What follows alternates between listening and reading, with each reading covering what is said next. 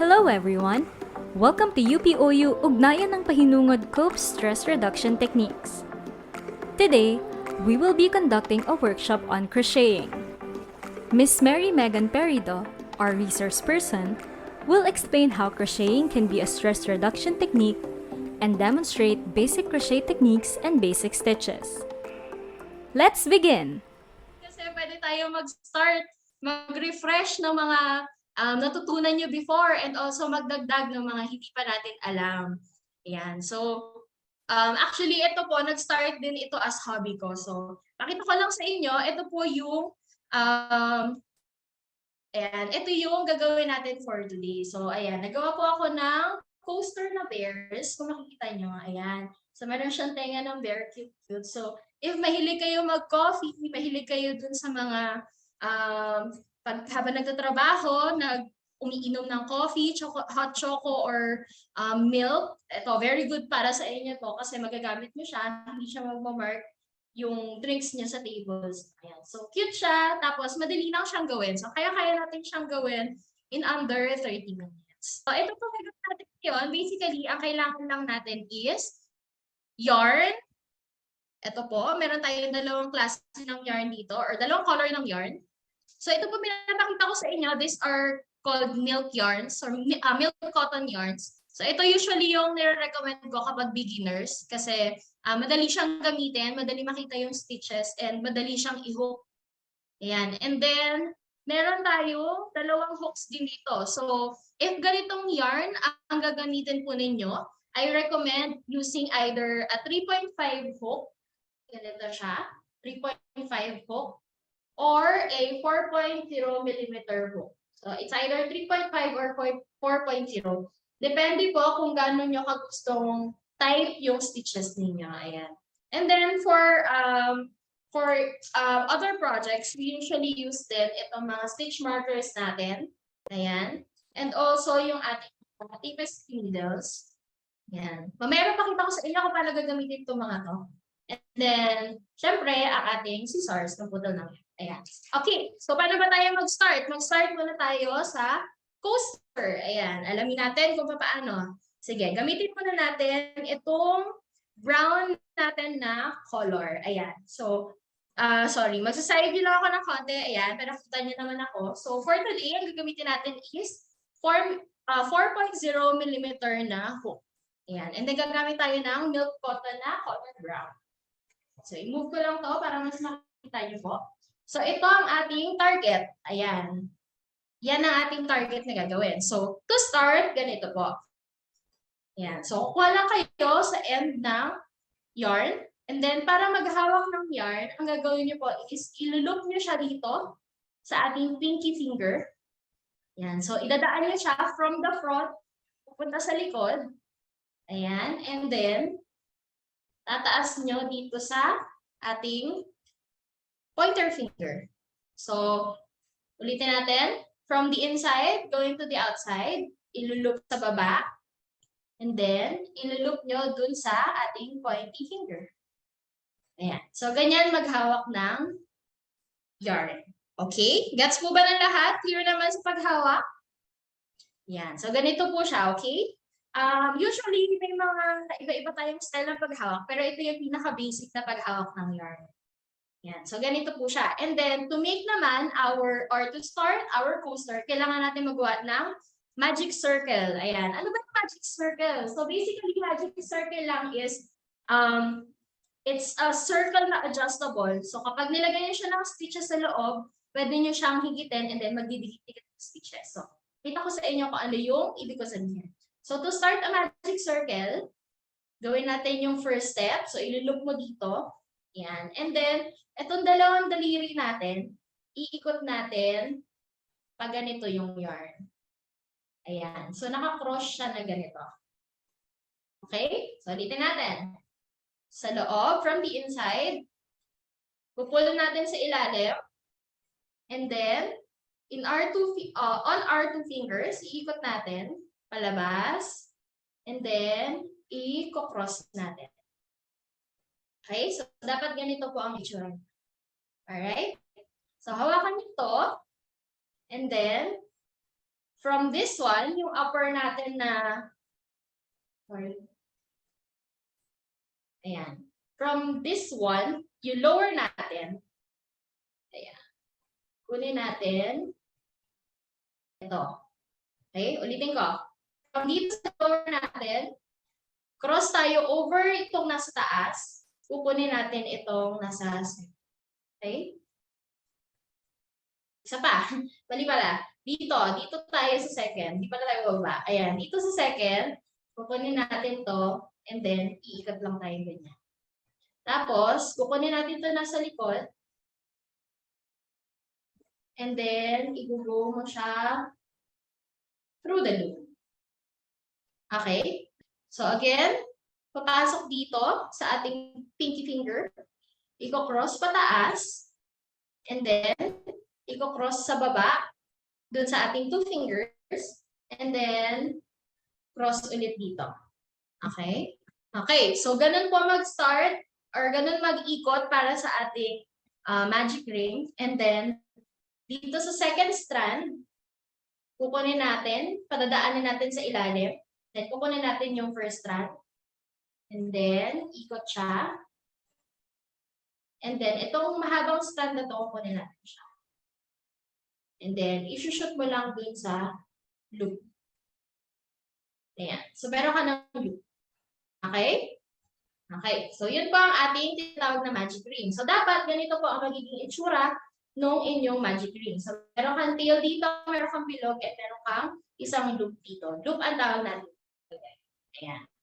And then, after that, i-loop natin katulad ng pinakita ko sa inyo kanina kung paano maghawak ng yarn.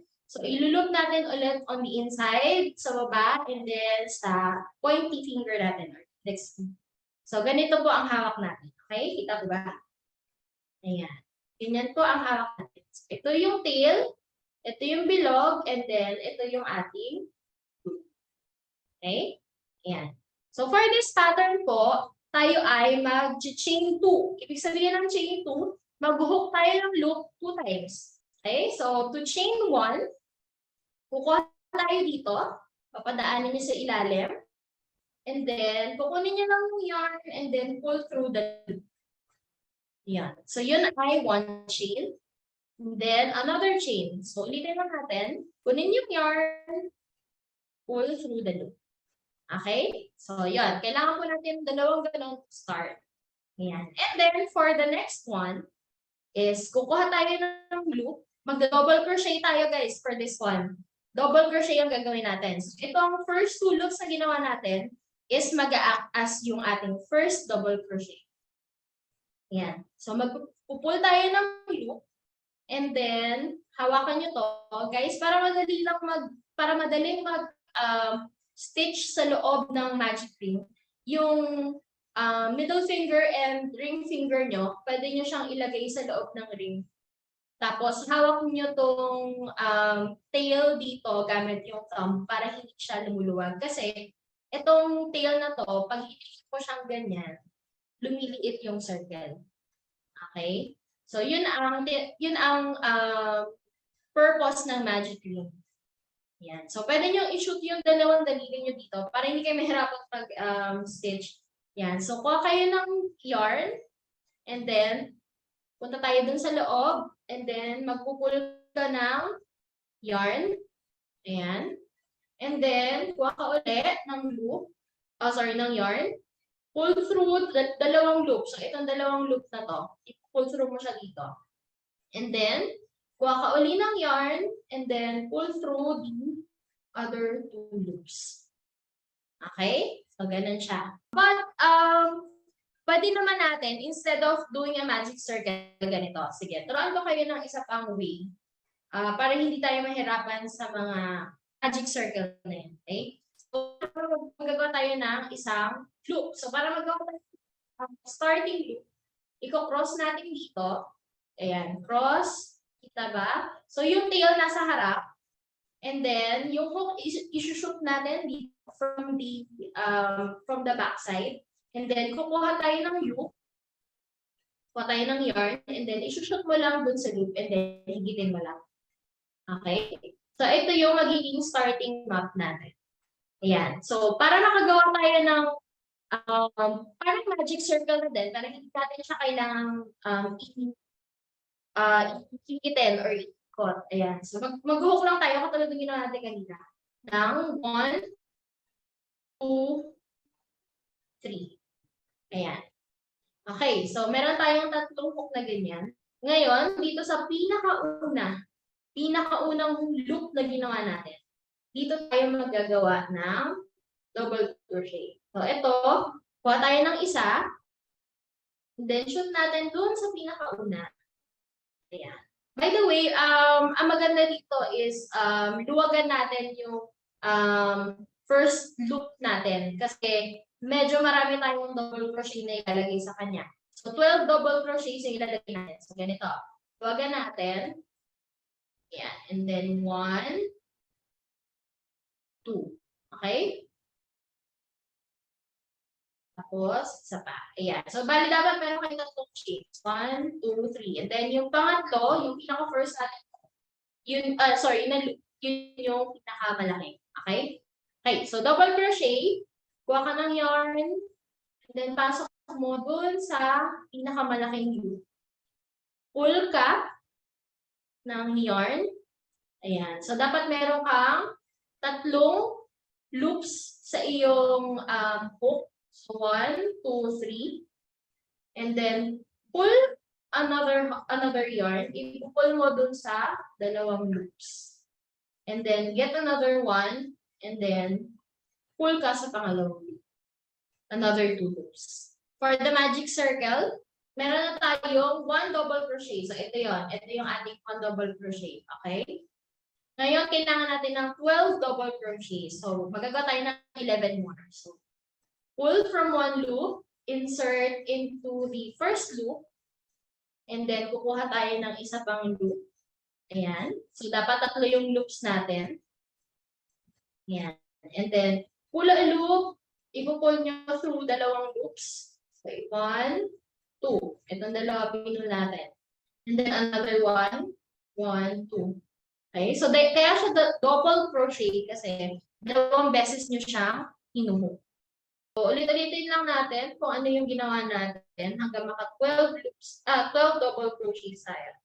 So, meron tayong 12 double crochets. Ayan.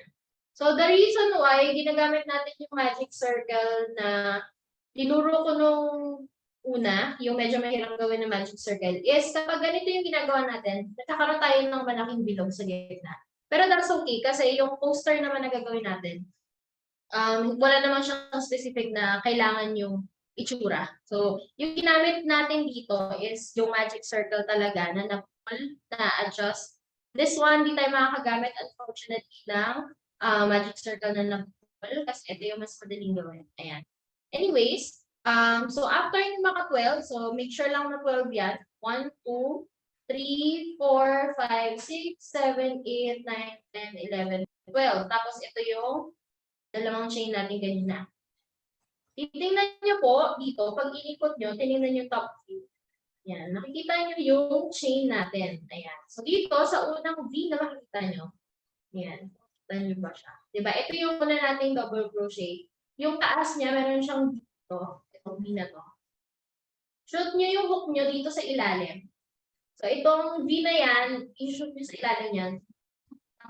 Unang line, and then, second line ng V. Okay? So, shoot nyo yung hook nyo dyan, and then, get a loop. So, dapat dalawang loop yun nandito sa hook nyo.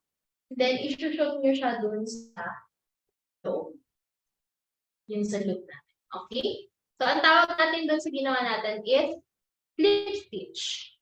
Ayan. So, slip stitch yung ginawa natin. Okay. So, tapos na natin yung first round. So, kailangan mo lang ng 12 double crochets for the first round. So, proceed tayo sa second round.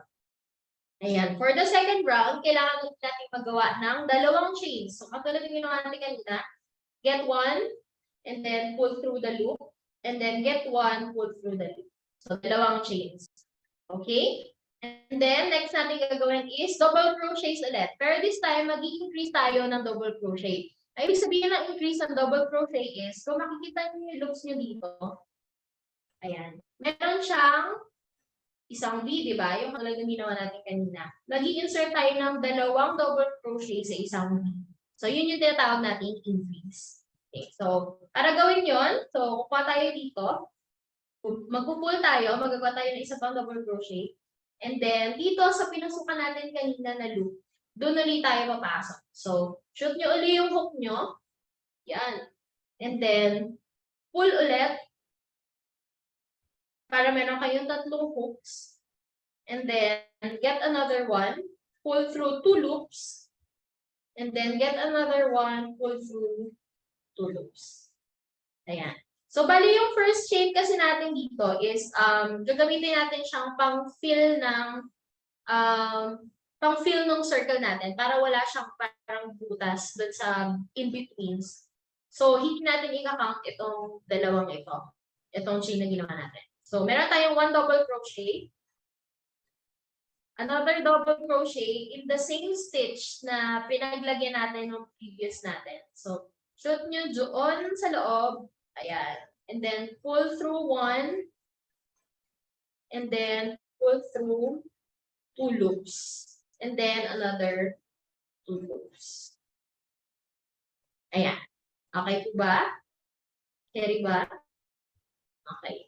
So, makikita nyo, meron tayong dalawang double crochet sa isang loop lang from the previous round. So, increase ang tawag dito. Ngayon, gagawin natin siya all around. So, pull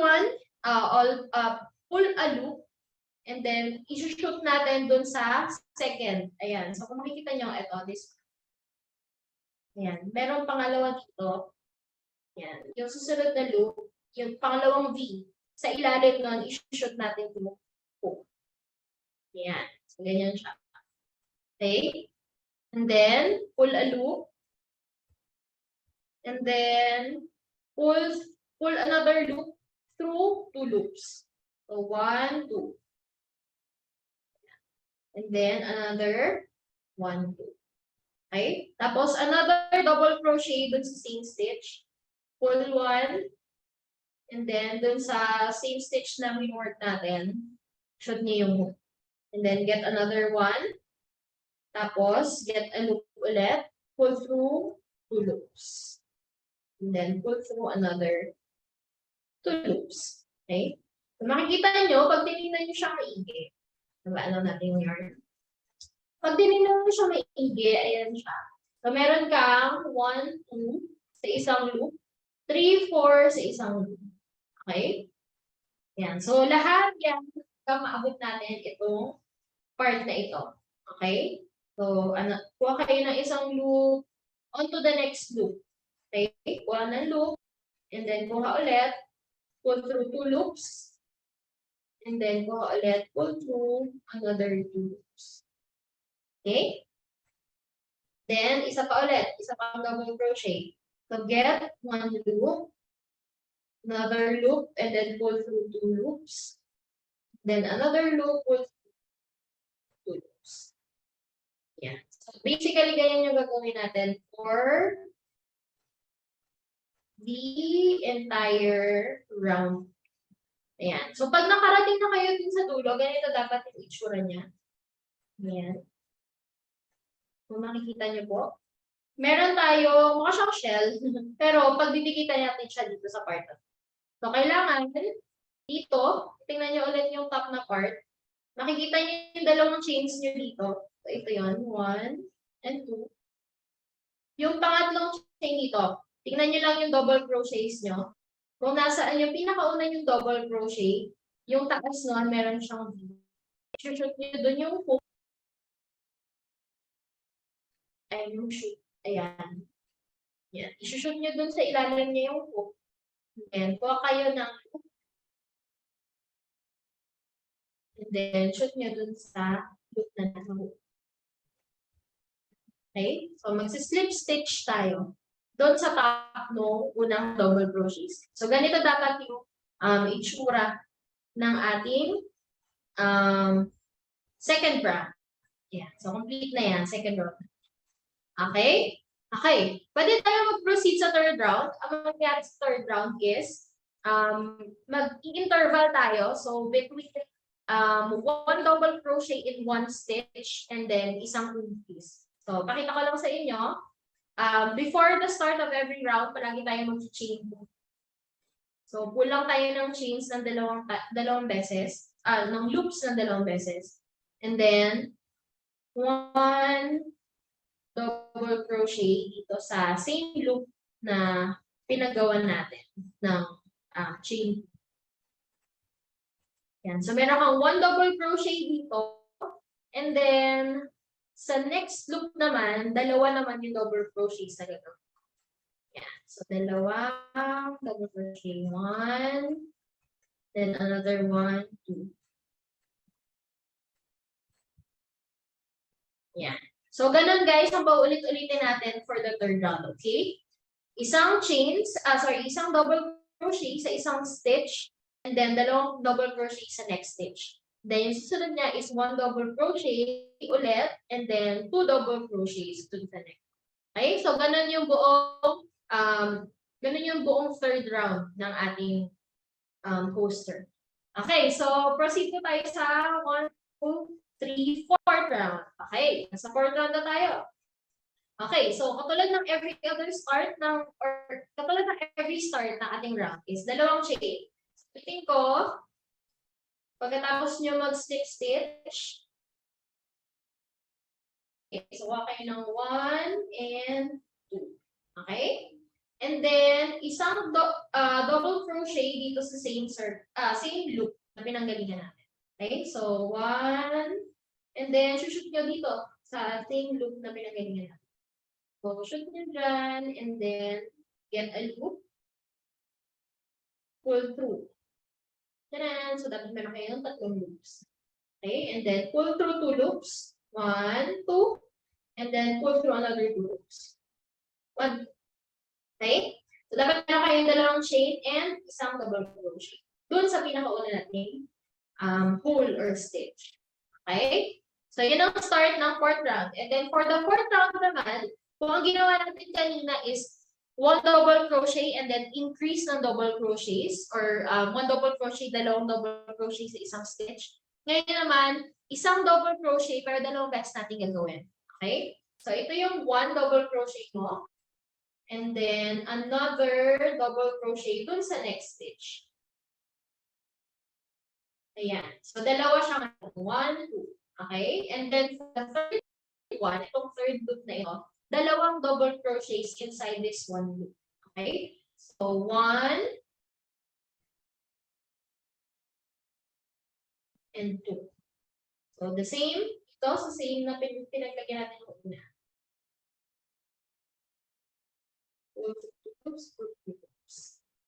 So, ganito yung pattern naman ng ating 4th round. Okay? So, meron kayong 1, 2 na na double crochet na separate and then dalawang double crochet sa isang loop. Ito yung tinatawag natin na increase, guys, ha?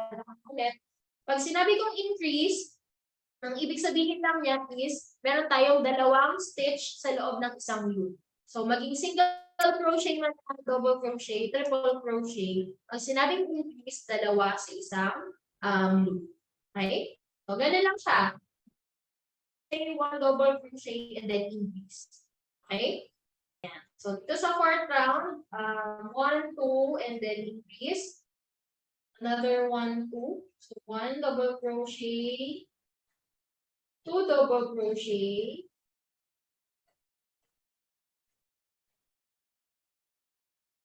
okay? So, ganun lang. Paulit-ulit. Balikan natin. Makikita nyo. 1, 2 separate na double crochets. Dalawang double crochet na magkasama sa isang stitch. 1, 2 na separate double crochets. And then, dalawang magkasama double crochets. Okay? So, yun lang po for the 4th round. Okay. So, ito na po yung end ng ating 4th row. Or 4th round. So, hanapin natin yung first natin double crochet. Sa taas nun, mag-slip stitch tayo. So, shoot pa lang, and then get one loop. Then, shoot nyo lang dun sa loop na nasa loop. So, yan ang ating 4th round. Okay? Okay, so pakita ko na sa inyo paano ginagawa yung sa niya, okay? So, from dito, hindi na tayo mag-chain 2. Diretso na tayo sa single crochet. So, dito sa next natin, dito sa part na ito, sa next natin na loop, ayan. So, ito yung pala sa yung chain natin. Dito sa next one. Insert nyo lang, magsi-single crochet tayo. Single crochet, buka ka lang ng isa, hindi mo na kailangan mag-loop before, hindi ka tulad ng single crochet or ng double crochets. Kuha ka lang ng isa and then pull through loops. So, yan yung single crochet na. Single crochet usually ginagamit natin sa mga stuffed toys, amigurumis ang tawag na. Yan. And then after mo mag-single crochet, dun sa same hook na yun, mag-half double crochet tayo. So ano ba yung half double crochet? Basically, double crochet lang din siya. Pero, instead na sa 2 loops mo siya i-loop or i-pull through, sa 3 loops mo siya i-pull. Okay? So, kuha ka ng isa, and then, kung nasan yung single crochet mo na yon, dun sa hole na yon, pasok mo si hook, kuha ka ng isang loop, yan. So, di ba may tatlo ka? Di ba usually ginagawa natin is dalawa and then dalawa. For half double crochet, pull mo siya dun sa tatlong hook. Yan. So, I think ito yung mga ginagawa.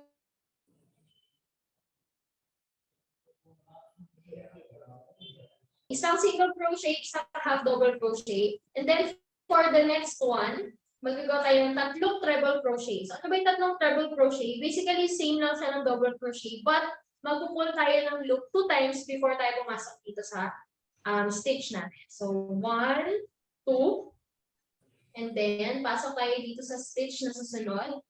Pull through 1. So, dapat meron kayong 4 na loops. So, pull through, dalawang loops. So, dapat meron pa kayong 3. Pull through another 2 loops. So, meron pa kayong 2. And then, pull through another 2. So, yan ang ating treble crochet. Okay? So, isa pa. Dalawa pa yung kailangan natin for this one. So, 1, 2. Dun sa loob. And then, pull through. Yan. So, meron kayong 4 na loops. 4 na loops. So, pull through 2 loops lang. And then, another 2 loops. Yan. Naghiwalay lang siya. And then, another 2 loops. Okay? So, isa pa, last one. 1, 2. 4 na loops. Pull through 2 loops. Pull through 2 loops and another 2 loops. Medyo nawala na pala ako sa So, after nun, another half double crochet and single crochet ulit sa susunod. Half double crochet, pull 1 loop. Pasok tayo dun sa susunod. Yan. Pasok tayo sa susunod. Pull a loop. So, dapat meron kayo 3 loops and then pull through all 3 loops. And then, a single crochet dun sa same loop na yun, or same stitch na yun. Okay? So, yun. So, nakagawa na tayo ng isang here. Ayun siya. Okay? So, ang gagawin natin next is, dito, mag-slip stitch tayo for the next 2 stitches. So, slip stitch ulit is, punta tayo dito,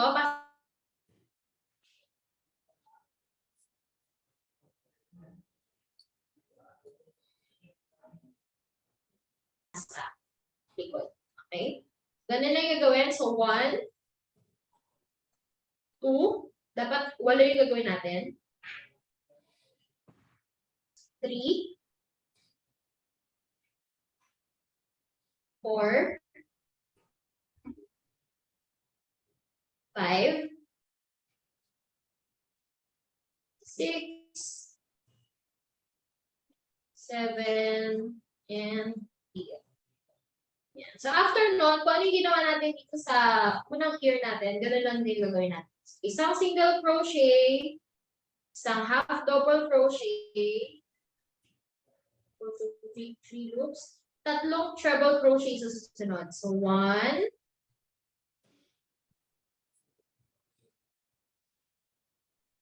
2,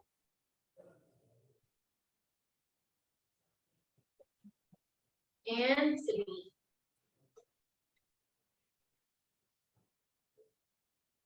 Yan. And then, for the next, baba lang natin yung yarn. For the next loop, isang half double crochet, and isang single crochet. And then isang single crochet. Okay, and then slip stitch dun sa susunod na loop. So, pull ng isa and then pull through the other.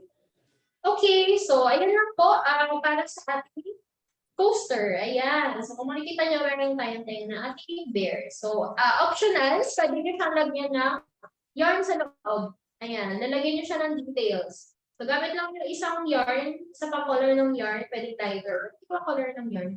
Lagyan nyo lang siya dito para magkaroon ng pattern. Tapos, so ano ba after nito? So, meron tayong yarn dito. Ang gagawin natin is, putulin natin. Pagkatapos nyo nung ating tenga natin, and then loop natin, higipin nyo lang siya. Pull through. Ayan. And then, higpitan lang na.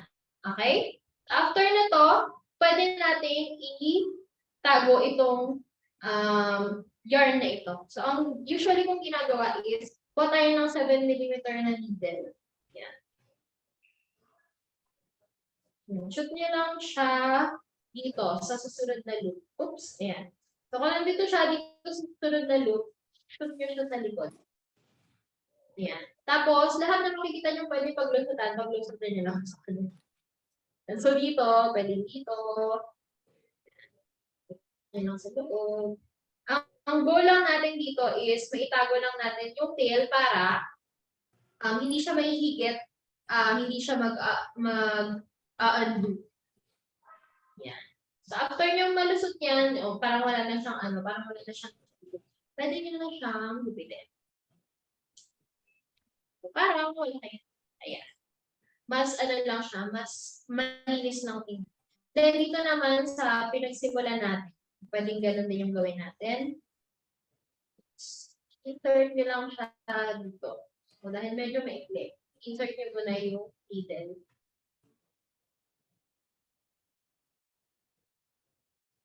Yan. And then, pagdating dito, sa kanya insert yung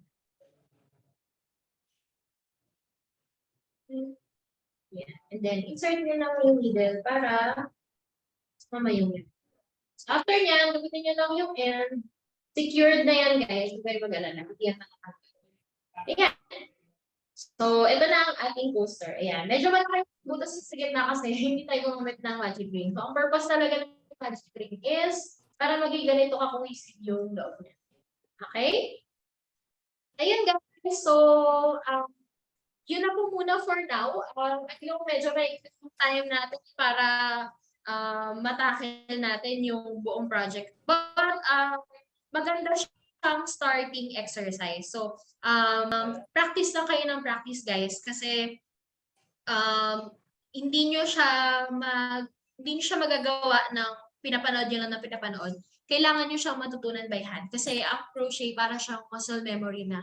So, kapag nasanay na yung katawan nyo, or yung katawan talaga, pag nasanay na yung kamay nyo, ayan, dire-diretso na yan. So, lahat na mga kailangan yung gawin na or gusto nyo gawin na projects, magagawa nyo. Actually, ngayon, nandun ako sa point na kapag meron akong gustong gawing project, alam ko na kung anong stitches yung kailangan ko. Alam ko na kung paano ako magsisimula. Alam ko na kung anong techniques yung kailangan ko. Alam ko na kung usually gano'ng katagal ko siyang gagawin. Ayan. So, yun yung maganda sa pag-practice.